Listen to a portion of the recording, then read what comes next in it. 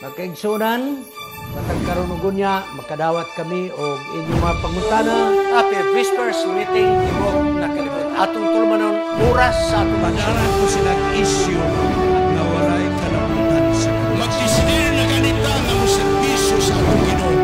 Ang yawa, mangita o pamagi, mo-offer na mura-mura po ug iya sa Diyos. ang inahan kanya aligaran ang nakulog sa mga anak. Ako kalimutan tiyon sa Ginoo. Nga ang tanang mga kalisod iyang isukli.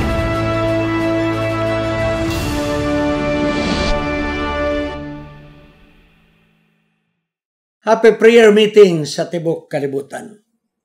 Ang atong Anis Media Ministry, Cagayan City, makikawang kaninyo ng pipila ka mga gutlo alang sa atong tulumanon oras sa atong leksyon. Mao kining panahon nga atong igasaysay ang nahanay nga Sabbath School lesson gikan sa Sabbath School Department General Conference. Sa pagsugod, mag-ampo kita. Bugtong o kagahong nga Diyos. Salamat nga ang imong plano sa kaluwasan. Imong gipadayag pinaagi sa mga butang didto sa sanktuaryo sa yuta. Ug kini nagatudlo ngadto sa kamatayon ni Hesus ug sa iyang pagkasaserdote. Karon mo kini nga among dugangan pagtuon aron among masabtan unsa ang gugma nga gipakita sa Dios kanamo. Sa pinasahi kami nag-ampo alang sa nasub-an nga panimalay ni Mrs. Virgie Perez, ang kanhing asawa sa magbubuhat nga si Pastor Alejandro Perez nga miuna usab pud pahulay. Hupayaw Dios ang kagulanan sa tibok nga panimalay. Mayroon mausab ang kalit nga kamatayon ni Pastor Felix Batuon sa North Central Mindanao Conference. O Diyos, kami nag-aampo usab alang si ang panimalay. Bata pa siya sa buhat. Pantungod sa disgrasya sa sakyanan, nakalas ang iyang kinabuhi. Among giampo, naliguno nimo ang pinalangga nga asawa. Hatagan nimong pamaagi alang sa pagbuhi sa mga anak nga nabilin. Ikaw, Diyos, magapanangin usab sa tibugnaong sa yuta. O balang espiritu kami nagasampit kanimo. Kung kunsan ikaw sa mga katawhan. Aron ang imong mga pulong mutuhop sa kasing-kasing sa matag usa. Kining tanan among pagadawaton sa ngalan ni Hesus manluluwas. Amen.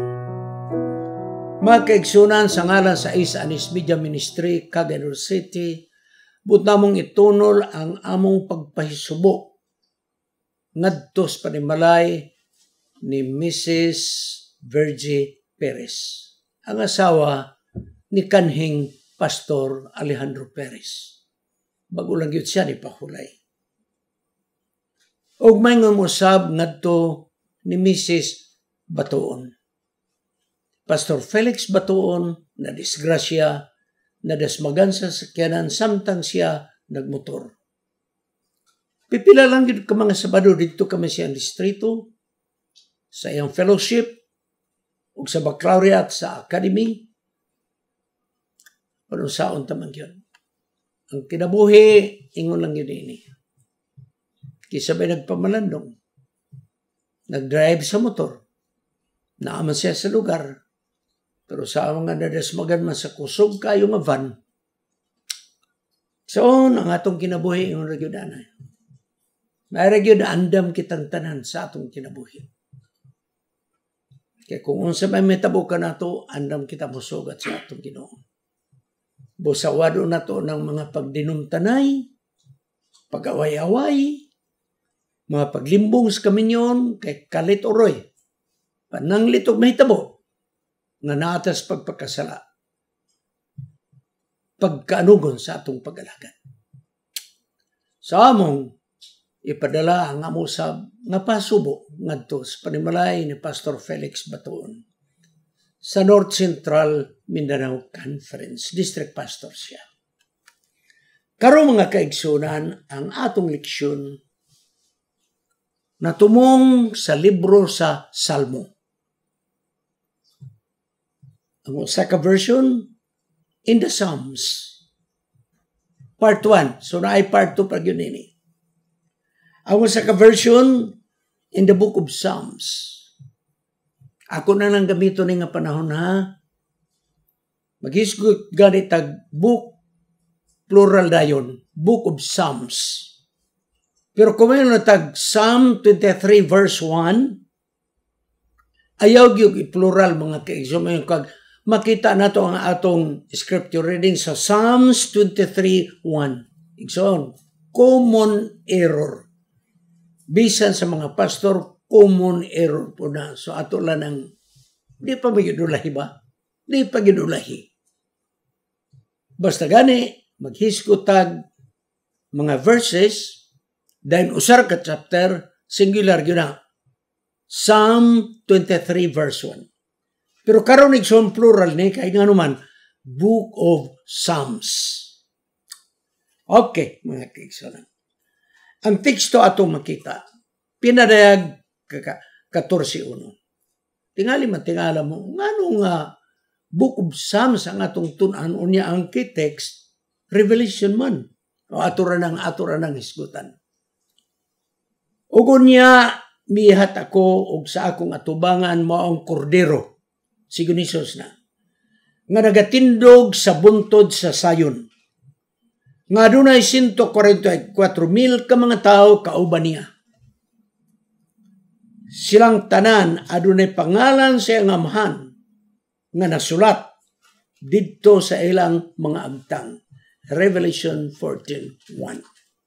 Ako lang ang gamiton nga panahon igsoon ang 144,000 dili na literal number nga 1, 2, 3, 4, 5. Di na numerical mga kaigsoon. It's the name of the group. It's the name of the group. Okay? Ang atong iglesia nagapangita og mga panghitabo sa daang tugon. Labi na sa mga simbolo. Kaya kung ato ganing tun-an ang mga simbolo sa daang tugon, masayon kita makasabot sa mga simbolo nga gigamit sa pinadayag. Sa pagtuon nato sa daang tugon, masayon nato masabtan ang mga simbolo nga nasulat sa pinadayag. Busa ang libro sa mga Salmo, puno kini usab og mga simbolo nga makaplaga nato nga tuwa usab sa pinadayag. Ang libro sa mga Salmo, kini mga hinagpat, mga tinigom, mga balaan, nga mga balak, mga berso-berso, mga alawiton, nga nagisgot may tungod sa eksperyensya sa mga katawhan. Kada ang mga eksperyensya, maong ilang mga kasakit, mga kasubanan, tungod sa resulta sa sala. Apang kiniusab ang libro sa mga Salmo, nag-aapil usab sa kalipay sa mga tao. Tungod, kailang natagamtaman ang kaluoy o pagpasaylo sa atong Diyos. Usa ka butang nga sigurado mga kaigsunan mo, nga kung atong ayun pagtuon ang mga Salmo, masayo nato masabtan ang mga simbolo sa pinadayag. Masabtan dayon nato nga ang pinadayag 14, mauday ni ang assignment sa mga tao sa katapusan nga kapanahunan. Adunay assignment nini matawhana. Katapusan usab nga buluhaton.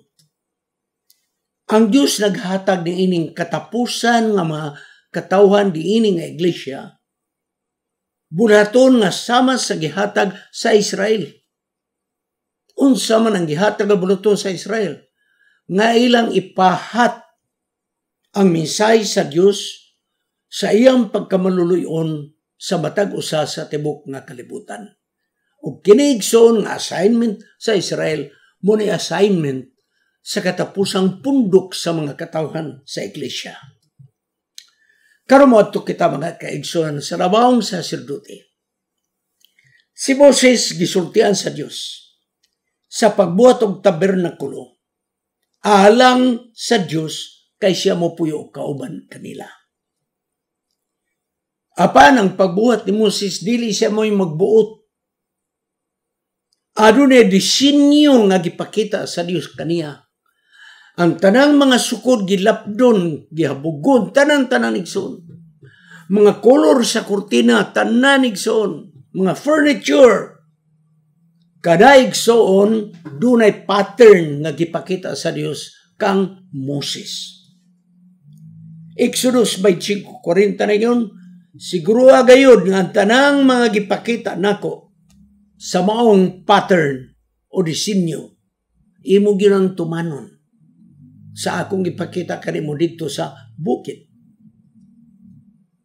Gani, nag-iskot usab ang libro sa Hebrehanon nga nag-ingon nga ang pattern o disenyo nga gisundugan ni Moses mao ang sanktuaryo sa langit. So, igsoon, ibutang ni sa atong na may sanktuaryo sa yuta nga hulad gayod, pattern gayod disenyo sa sanktuaryo sa langit. So, dunay literal na sanktuaryo sa langit. Ogon niya, sa Hebrano 9:11-15, ang labawng saserdote sa langit nun nga templo mao si Ginusos. Now, ayaw mong kalimot na sa sanktuaryo duha ka mga general nga mga bahin ang tuwa sa atong inong bida sa sanktuaryo. 1, ang halad na sinunog. 2, ang saserdote nga nagkandak sa mga serbisyo. Ang halad na sinunog nagrepresentar sa kamatayan ni Ginusos. Og dinhi sa yuta, wala pa mahimo ni Ginusos ang iyang pagka-saserdote. Kay si Ginusos halad nga karnero, og si Ginusos labaw nga saserdote. Busa, ang iyang pagkalabaw nga saserdote, didto niya buhata sa templo sa langit. Sada ang tugon ang masimbulos sa mga halad nga sinunog og sa mga pagdaig nagatudlo kini ngadto sa pagministero ni Ginusos sa langit nun nga sanktuaryo. Maingon mo usab sa mga furniture, mga lamisa, mga halaran, mga altar, kahon o guban pa, mga kaigsunan, simbolo ka na ni Ginusos unsa ang iyang pagkabuhaton dito sa langit nun nga sanktuaryo. Ato rin ang iskutan taon. Busa, ang libro sa pinadayag nga nagahiskot nining mga simbolo, masayo na ito masabtan kung mutuon kita sa mga simbolo nga atong makaplagan sa daang tugon, labi na sa Salmo, mga kaigsunan. Ano yung kaigsun? Ang kapitulo 1 sa pinadayag, naghisgot og lamparahan. Pito bitaw ka tangkawan sa lamparahan. Og kinigsoon, niya po ni sa yuta. May lamparahan po na pito ka suga sa balaan nga dapit. Og ang pinadayag 11, nagahisgot sa arka sa pakigsaad sa Dios. O kining arka sa pakigsaad sa Dios katong kahon nga naang napulo ka sugo nga ibabaw niya mga kerubin nga bulawan nga gitawag lingkuran ng kaluoy tuwa sa labing balaan nga dapit sa sanktuaryo sa yuta. Sigson, kining tanan atong makaplagan unsang kalugan ni dito sa langit, mga kaigsunan. Kung natay maayong pagsabot sa mga furniture, mga lamisa, uban pa, mga pagsimba, mga halad igsoon, saserdote sa yuta, nga sanktuaryo o tabernakulo, masayon ato masabtan may tungod sa mga damgog pananahon na nakita ni John sa libro sa Pinadayag. Mahinungdan nga si Pablo, nagaingon nga ang kasinataan sa daan nga Israel sa daang tugon, sumala sa unang Korinto 10:11, nahitabo kini og gisulat kini aron tudloan kita. Dunay mga leksyon nga atong makuha nga ika-aplikar nato sa katapusan nga kapanahunan. Nagpasabot nga ang pagtuo nato sa daang tugon sa serbisyo sa sanktuaryo, hilabihang kaimportante aron masayon nato masabtan ang pinadayag nga naghisgot sa mga bulaton sa sanktuaryo, mga kaigsunan. Busa, ang libro sa Salmo puno og mga pagtulunan sa mga simbolo nga may relasyon sa simbolo sa pinadayag in relation sa sanktuaryo. So atong batiyon igsoon nga ang mga tao sa daang tugon gimahal gyud nila maayo ang serbisyo sa sanktuaryo sa yuta. Nganuman kay nasabtan sa kadaghanan nga kining serbisyo nga ilang ginabuhat sa daan nga sa sanktuaryo sa yuta nagatudlo sa umaabot nga manluluwas. Daga nagtuo nga maabtan nila ang manluluwas nga mo'y katumanan sa mga halad. Busa ang pagtuo nato igsoon may tungod sa mga bulaton sa templo, kini igsoon muluag ang atong pagsabot. May tungod sa kasinatian sa matag usa kanato, kauban ang atong Dios. At tunatas pinadayag igsoon, ang pinadayag 14 mo nang di ita matingala nga ang title nato libro sa Salmo. Dan ang opening text pinadayag. Mao na diay ang katuyon igsoon.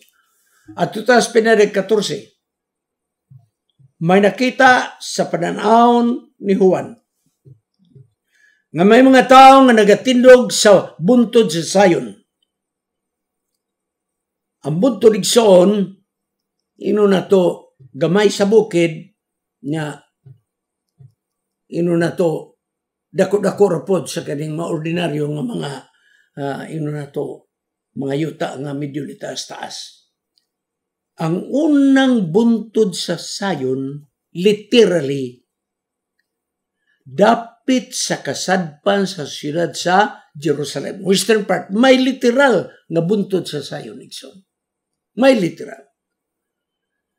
Og ang mga Israelahano nagatuo. Ang Diyos nagapuyo kaubang kanila naa sa buntod sa Sayon. Sa pag-abot na nila dito sa Jerusalem nga nagtukod na silang templo mga kaigsunan sa panahon ni Solomon. Dito nagbutang sila sa sanktuaryo sa buntod sa muraya kay ilang gituuhan ang buntod sa muraya tipik og kabahin sa buntod sa Sayon. Okay? Mga kaigsunan. Busa nangutanan si David. Salmo 15:1 ug Salmo 24:3. Kinsa may makapuyo sa balaan nga buntod. Balaan nga buntod sa ato pa Mount Zion. Kinsa may makapuyo nga naaman ang Dios. Kay ang makasasala dili pwede makig-ipon sa Dios. Kay wala may nagsultig mga matuod, pulos mangyud ang mga tao na ay pamakat. Salmo 15:2. Og naging unang Juan 1:8. Kung moingon kita nga kita wala makasala, kita bakakon. Sige ni Hesus nga mo ang kordero naghatag ka na kusog nga makatindog ta kaubang kaniya sa buntod sa Sayon. Although si David wala magiskot sa Salmo nga sa buntod sa Sayon dunay kordero, lamb, pag-abot dito sa pinadayag igsoon, naghiskot na si Juan nga sa bukid sa Sayon duna naadiha ang kordero, mga mao si Hesus. Busa ang tubag igsoon sa pangutanan ni David kinsang makatindog sa tubangan sa Ginoo sa Zion. Gitubag sa Salmo pinareg 14:1 nga ang kordero nga mos Hesus na as bukid sa Zion, balaan nga templo. Ug unya kita makapuyo kauban sa kordero pinaagi sa pagtuo.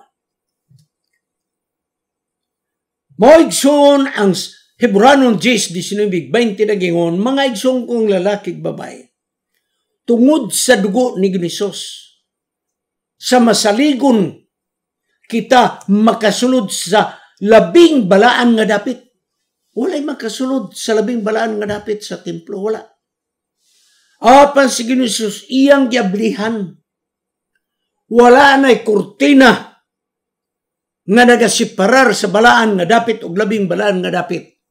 Kaya ang lawas ni Kristo nagsimbolo sa kurtina, mga kaigsunan.